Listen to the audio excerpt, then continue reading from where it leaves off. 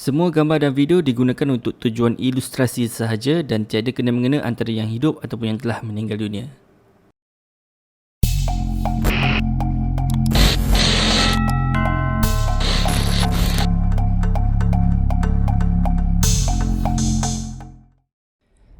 Assalamualaikum dan salam sejahtera. Bertemu kembali kita dalam seri kedua, segmen kisah misteri dan mistik. Baiklah, sebagai permulaan kita dalam video pada kali ini, kami ingin mengucapkan ribuan terima kasih kepada semua yang setia memberi sokongan. Dan pada anda semua yang baru saja jumpa channel kami ini, teruskan menonton. Dan jika anda berminat dengan video yang kami hasilkan, jangan lupa tekan butang subscribe untuk terus menyokong kami. Jadi saya tak nak buang masa anda semua. Jadi jom kita teruskan dengan kisah pada episod kali ini. Jadi cerita apa pula kami nak bawakan pada kali ini? Jadi kisah pada kali ini adalah kompilasi pengalaman yang berkaitan dengan jalan kota tinggi. Jom. Jadi untuk pengenalan, jadi jalan kota tinggi ni terletak di Johor, Malaysia, di mana sering digunakan oleh pemandu ataupun penunggang lah kenderaan dari Kulai ke kota tinggi ataupun sebaliknya lah. Tetapi jalan kota tinggi juga sering digunakan oleh pengguna untuk bercuti ke Mersing, dan ada juga digunakan oleh orang Keluang sebagai jalan dalam. Jadi salah satu sebab juga kerana jalan kota tinggi ni digunakan oleh ramai pengguna, sebab jalan ni banyak menghubungkan banyak perkampungan ataupun felda, sehingga boleh kalau kita daripada bandar boleh sampai ke kawasan Lok Heng ataupun Penawar dan Desaru tanpa masuk ke lebuh raya utama.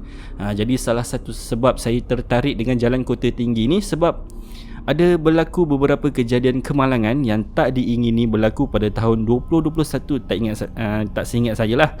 Jadi di mana banyak komen dalam post tu dekat social media tu mengatakan jalan tu memang banyak legendnya. Legend apa? Jadi kisah yang tersendiri kata netizen.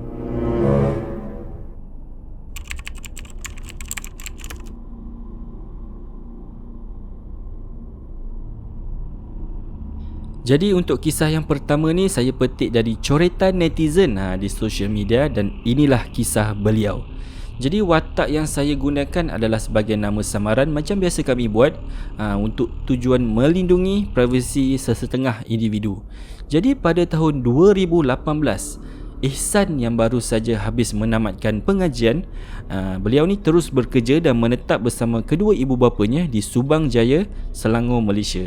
Jadi ketika beliau sedang bekerja ni, beliau dapat satu panggilan dari ibunya dalam pukul 4 petang macam tu yang mengatakan ada emergency. Mengatakan pakciknya telah dikejarkan ke salah sebuah hospital di mana keadaannya sedang kritikal ataupun tenat lah pada waktu tu.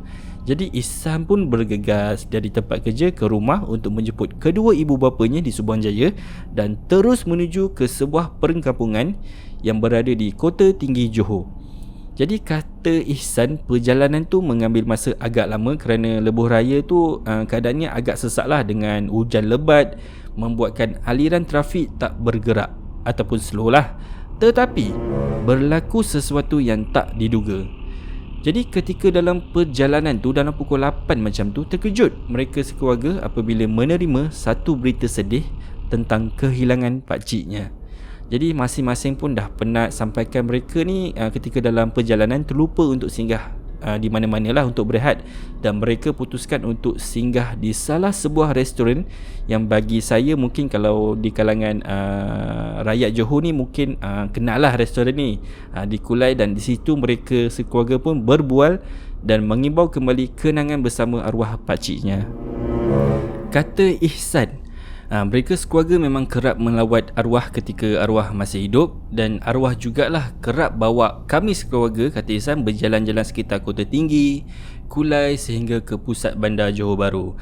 Tetapi kali ini pertama kali mereka akan lalu ke jalan Kota Tinggi dalam keadaan gelap malam sebab jalan tu memang tak ada sumber cahaya dan tak ada lampu jalan dan agak berbahaya. Bukan apa, kata Ihsan, kami agak risau kalau ada binatang yang melintas secara tiba-tiba. Jadi kata bapanya pula, tak apa, bawa je perlahan asalkan kita sampai dengan selamat, kata bapa Ihsan. Dan di sinilah bermulanya pengalaman seram Ihsan. Jadi Ihsan ni seorang yang rabun tapi tak pernah pun beli sepasang cermin mata. Jadi sepanjang perjalanan tu, kata Ihsan, apabila sedang memandu, Ihsan akan kerap periksa cermin sisi dan belakang kereta. Jadi nak dijadikan cerita, kata Ihsan, dia akan kerap periksa sekeliling kenderaan dalam selang beberapa minit. Kenapa meremang tengkuk ni? Kata Ihsan. Jadi apabila sedang memandu, dia ternampak macam ada sebujur tubuh di bahu jalan yang berbungkus seperti pocong. Tapi pada waktu tu memang tak bermain dalam fikiran lah. Apabila perkara-perkara macam perkara-perkara negatif, mungkin sampah kot, kata Ihsan kan, sebab apabila memandang cermin belakang, apa yang mengejutkan Ihsan, benda tu tegak berdiri. Jadi di tempat duduk depan cuma ada Ihsan, manakala kedua ibu bapanya pula duduk di belakang lah. Jadi Ihsan tak nak bagi tahu apa yang dia nampak, sebab dia tak nak ibunya takut, sebab ibunya ni pula bukan seorang yang berani. Lagipun kata Ihsan, dia ni rabun, mungkin apa yang dia nampak tu kan cuma sekilas pandang, mungkin benda lain. Lagipun aku ni rabun, kata Ihsan. Tapi tak sampai 5 minit, aku nampak benda yang sama terbaring kat tepi jalan, kat depan aku, kata Ihsan. Terus aku tengok cermin belakang, benda tu berdiri pula. Kenapa ni?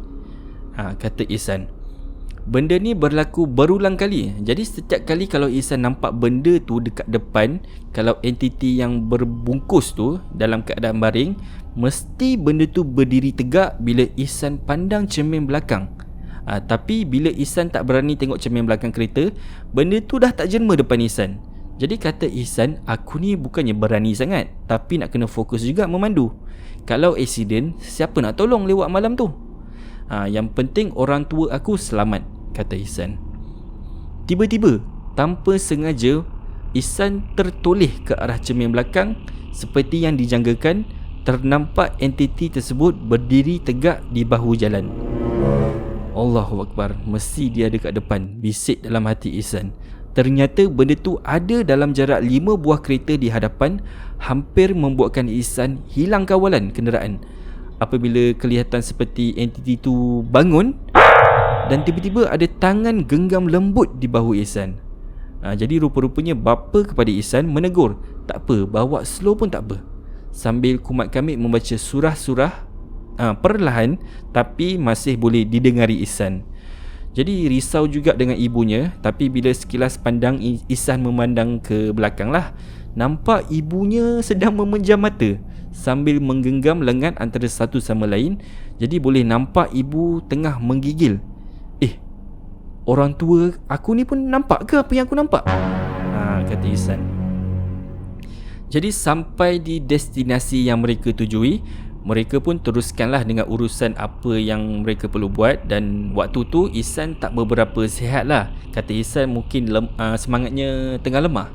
Jadi mereka sekeluarga pun tinggal di Kota Tinggi selama 4 hari bersama saudara mara yang lain lah.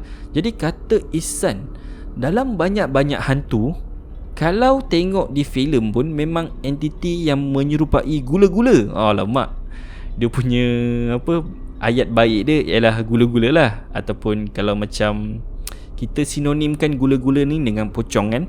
Jadi cukup buatkan Ihsan ni meremang bulu roma. Bila difikirkan semula, kata Ihsan, kenapa aku nampak hantu ataupun entiti tu berbungkus? Kenapa makhluk tu tak menyerupai benda lain? Kak Pon ke apa ke, kenapa benda tu berbungkus? Apa tujuan benda tu menyerupai benda tu? Tunjulkan diri.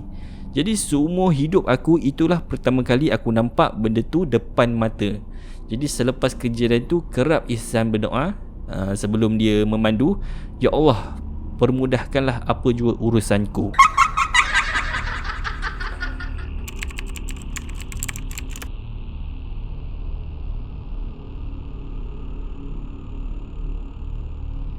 Kisah kedua berkenaan dengan Jalan Kota Tinggi ni datang dari posting Jenny pada awal Penggal 2022. Baru lagi lah yang tinggal di Melaka. Jadi kata Jenny, baru-baru ni mereka bertiga sekawan memutuskan untuk bercuti di selatan tanah air Malaysia, iaitu Johor Bahru, selama 5 hari. Jadi mereka bertiga ni terus menuju ke kota Johor Bahru, center lah, dari Melaka, melawat tempat-tempat yang viral, membeli belah dan sebagainya. Jadi 3 hari dah berlalu.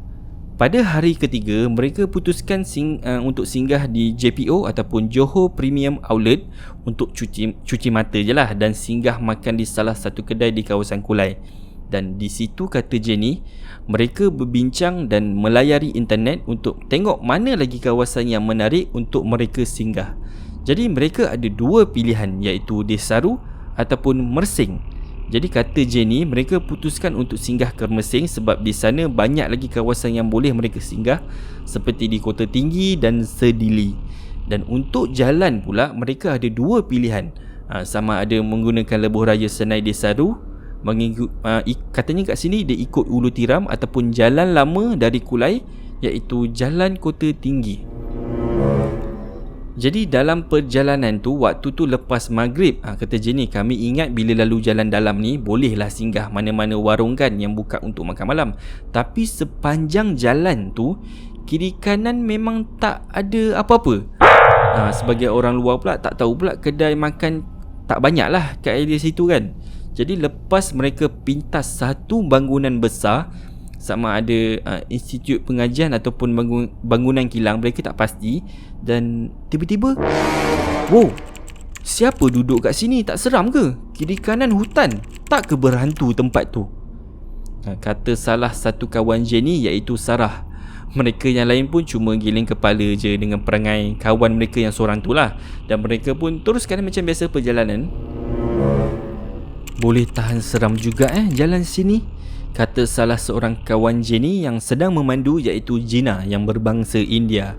Jadi tiba-tiba lepas dia cakap benda tu, terus dia slowkan radio.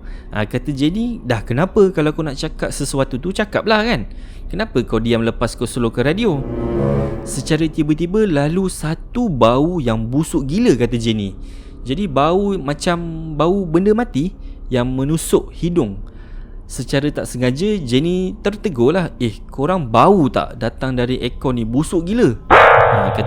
Kata Gina yang sedang memandu tu, mungkin ada binatang mati kot yang kena langgar, nanti hilang lah tu.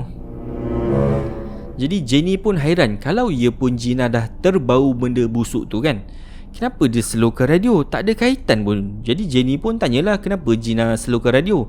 Gina pula kata, tak, aku dengar macam ada orang ketawa. Aku ingatkan Sarah ataupun kau ketawa. Aku nak tanyalah, kenapa korang gelak? Aku pun nak tahu juga. Jadi Jenny dengan Sarah pun pelik, bila masa pula kita orang ketawa kan. Jadi masing-masing terdiam, dan masa itulah mereka terdengar ada orang ketawa. Jadi secara tiba-tiba ada benda yang mengetuk. Nak kata ketuk tu tak juga, dekat bonet belakang kereta, sebab kuat bunyi tu. Jadi tiba-tiba Gina menjerit. Kata Jenny, dia dan Sarah panik lah, kenapa kau jerit tiba-tiba kan. Jadi Gina pula waktu tu bawa kereta memang dah tak ingat dunia lah, memang laju. Dan bila kita orang tanya dia tak nak jawab. Dia kata kita kena sampai juga mana-mana tempat dulu, kata Gina. Jadi waktu tu agak tak sedap hati jugalah, tak tahu apa yang dia nampak. Sampailah kami di Kota Tinggi katanya, dan kami perlu check in di hotel bajet sebab Gina dah tak macam orang, dah tak tentu arah. Jadi Jenny pun belikanlah Gina ni air di kedai 7E katanya di seberang jalan. Dan waktu tu Gina buka cerita sementara Sarah tengah sibuk uruskan bilik di lobi hotel. Jadi Jenny terkejut dengan apa yang Gina nampak. Apabila dia sedang memandu, katanya sebelum bunyi dentuman kuat dekat belakang bonet tu, dia ada terdengar bunyi geseran tapi ngilu sangat di tingkap. Dan bila dia pandang, inilah huraian dari Gina, kata Jenny. Rambut panjang menutupi mata, tak nampak badan, dan lidah terjelir. Tangan kurus dengan jari yang panjang di cermin, dan satu lengan kudung tahap lengan lah. Kata Gina, bila ternampak tu dia tergamam, merasa macam 2-3 saat. 2-3 saat tu dia terasa macam berminit lamanya bertentang mata dengan makhluk tu. Sampailah bunyi dentuman tu buat Gina tersedar dan menjerit. Jadi lepas dari kejadian tu, kami cuba tenangkan Gina, dan percutian kami diakhiri dengan rehatkan minda di Pantai Mersing. Dan kami cuma boleh berdoa agar Gina semangatnya kembali pulih.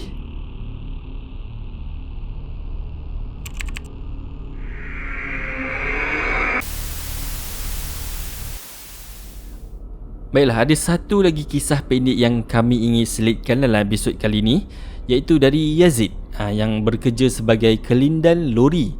Balik dari kerja melalui jalan kota tinggi pada waktu malam. Apabila sedang memandu tu, tiba-tiba Yazid ni dikejutkan dengan silauan cahaya yang menyebabkan dia hilang kawalan. Kereta yang dibawa lah lalu terbabas. Tapi secara tiba-tiba Yazid macam tersedar dari mimpi yang kejadian tu cuma macam bayangan semata-mata. Macam dia sedang mengelamun ketika memandu. Tapi dia dapat rasakan benda tu real ataupun betul-betul terjadi. Walaupun cuma bayangan, dia dapat rasakan bebanan ataupun hentakan ketika aksiden.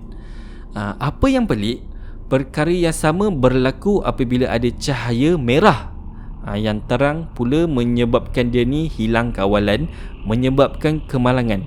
Apabila Yazid tersedar, pelik dan tak masuk akal bila Yazid perasan kereta yang dibawa parking elok di bahu jalan dan waktu tu dah pagi.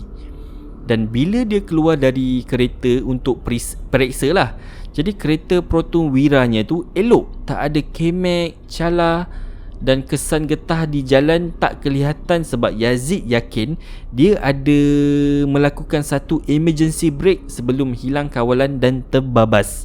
Jadi pelik dan keliru, dia pun cepat-cepatlah hidupkan kereta untuk pulang ke rumah. Tapi enjin tak hidup dan Yazid perasan meter minyak dia dah kosong. Jadi terpaksalah dia telefon ayahnya untuk meminta bantuan. Jadi kata Yazid, benda itulah pengalaman yang pelik yang pernah berlaku ketika dia pulang dari kerja melalui jalan kota tinggi. Baiklah, kita pun dah sampai ke penghujung video. Jadi dari 3 pengalaman untuk episod kali ini, jadi gangguan ni dari perkara-perkara mistik ataupun gaib ni secara tak langsung boleh menyumbang kepada perkara yang tak diingini berlaku. Jadi ini kerana keyword ataupun kata kunci yang kami carilah untuk kisah-kisah kami kan di social media ataupun di website adalah seperti kemalangan, perkara pelik, hantu dan diikuti dengan keyword yang kami gunakan ialah jalan kota tinggi. Jadi adakah kemalangan yang berlaku sebelum ni berlaku datang dari gangguan ataupun kecuaian pemandu sendiri? Jadi sama-sama kita ambil iktibar dari cerita yang dikongsikan. Jadi sentiasalah tenang dan peka keadaan sekeliling kita dan berhati-hati ketika memandu. Walaupun ajal maut di tangan Tuhan, tapi sebagai manusia tiada alasan untuk kita berada dalam keadaan tidak cermat ataupun lalai lah. Jadi episod kali ini tamat di sini saja. Jadi terima kasih kepada semua yang sudi dengar episod kali ini sampai ke penghujung. Dengan ini sekian saja dari kami. Assalamualaikum dan bye-bye.